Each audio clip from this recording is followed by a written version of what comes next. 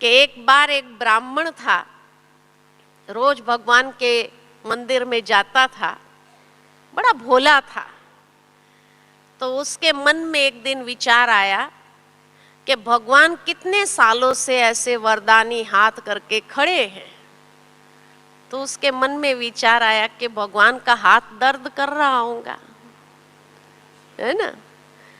तो उसने भगवान से कहा कि भगवान, आज मैं आपकी जगह खड़ा हो जाता हूं, आप थोड़ा घूम के आओ, रेस्ट करके आओ। तो भगवान ने सोचा ठीक है, तुम खड़े तो रहो ऐसे करके, लेकिन ये खड़ा रहने का मतलब है कि साक्षी होकर देखना, बोलना कुछ भी नहीं। यहां खड़ा होने का मतलब है साक्षी होकर देखते जाओ जो कुछ भी होता है उसको, और बोलना कुछ भी नहीं। तो वो ब्राह्मण ने कहा ठीक है, चुप ही रहना है ना, मुझे कुछ करना तो नहीं है, तो मैं चुप रहूंगा, देखता रहूंगा। भगवान ने कहा ठीक है। अब वहां से चला तो वो जो ब्राह्मण था खड़ा हो गया भगवान की जगह पर ऐसे करके। अब एक भक्त आया, बड़ा अमीर भक्त था, तो भगवान के सामने पूजा अर्चना करके जब साक्षात साष्टांग प्रणाम करने गया तो उसकी जेब में जो बटुआ था, पर्स, वो गिर गया। अब आंखें तो बंद करके रखते हैं मंदिर में, तो गिर गया तो भी उसको पता नहीं चला। तो वो भक्त जो खड़ा था ब्राह्मण, उसको लगा मैं बोल दूं कि भाई तेरा पर्स गिर गया है। फिर याद आया कि भगवान ने तो मना किया था कि बोलना नहीं है, अब क्या करे। तो सोचा नहीं बोलता हूं, चलो चुप रहो, साक्षी होकर के देखते रहो, है ना। तो चुप रहा। अब वो पर्स वहीं गिरा पड़ा रहा। उतने में वो भक्त तो चला गया, दूसरा भक्त आया। तो दूसरा भक्त बड़ा गरीब था, तो भगवान के सामने आकर कहने लगा कि भगवान बहुत कड़की चल रही है, कुछ तो तुम दे दो।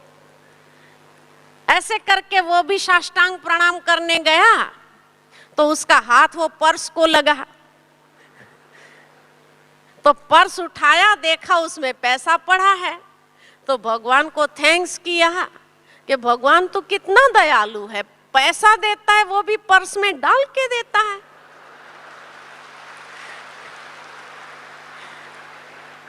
है ना, इतना कृपालु है तू, करके भगवान को थैंक्स मान के निकल गया। वहां तीसरा भक्त आया।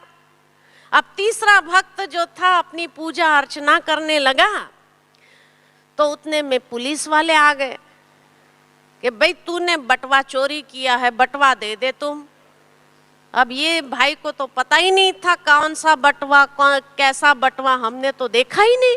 कहा झूठ बोल रहा है, तुम्हारे पास जरूर है, चलो पुलिस स्टेशन चलो, तुम थोड़ा मार खाएगा तो सब बता देगा। अब ये जो भगवान बन के खड़ा था उसको तो मालूम था इसने नहीं लिया है, तो उसके मन में हलचल मचने लगी कि मैं बोल ही दूं, बेचारे जो है इसको मार पड़ेगी, है ना। फिर याद आया भगवान ने तो मना किया है, लेकिन फिर आया ये बेचारे को मार पड़ेगी, दया आ गई उसको। तो जैसे ही पुलिस वालों उसको पकड़ के ले जा रहे थे तो उसने सोचा एक लाइन बोल देता, और क्या बोला, इसने नहीं लिया है, और चुप हो गया। अब पुलिस वाले देखे मंदिर में और तो कोई है नहीं, इसका मतलब भगवान नहीं बोला होगा, है ना, ये कोई सच्चा भक्त होगा तो उसने ही बोला होगा।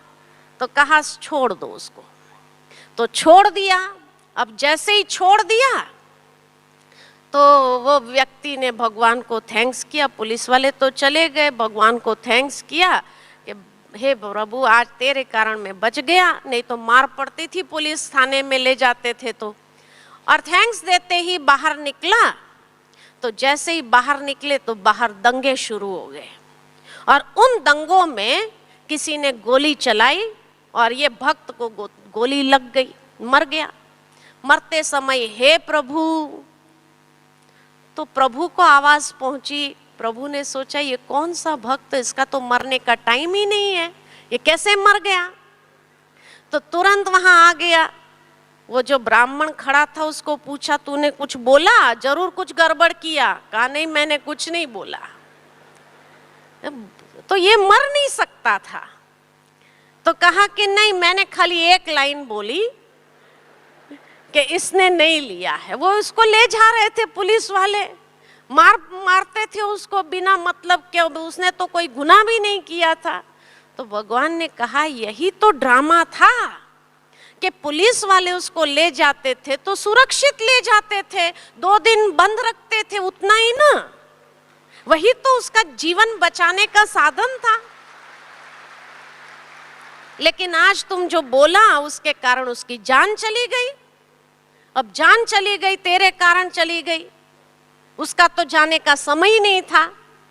भगवान ने कहा इसीलिए मैं खड़ा नहीं रहने देना चाहता था, लेकिन तुम्हारा बहुत आग्रह था, तो यहां खड़ा रहना माना साक्षी होकर देखना, बोलना कुछ भी नहीं। तो बाबा ने भी हम बच्चों को क्या कहा, संगम युग में अगर पूज्य स्वरूप में स्थित होना माना साक्षी होकर देखना, बोलना कुछ नहीं, क्योंकि ड्रामा परफेक्ट है, एक्यूरेट है।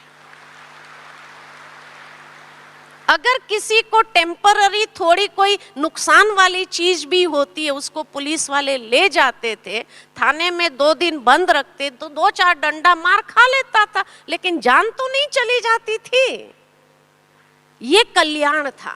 तो कई बार हम लोग ड्रामा के आदि मध्य अंत को नहीं जानते हैं और इसीलिए अपनी ज्यादा समझदारी दिखा करके बोलना चालू कर देते हैं। तो क्या होता है, हमको लगता है हम तो किसी का कल्याण ही कर रहे हैं ना, हम तो शुभ भावना ही रख रहे हैं ना, लेकिन वो बोलने में भी क्या नुकसान होने वाला है। इसलिए बाबा कहते अंतर्मुखी सदा सुखी, बाह्य मुखी सदा दुखी।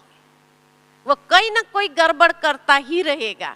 तो इसीलिए ड्रामा एक्यूरेट है, और ड्रामा की पटरी पर जो खड़ा रहता है वो अनेकों को अपने शुभ भावना, शुभ कामना के वाइब्रेशन देते हैं, वरदानी स्वरूप होकर के वरदान देते हैं।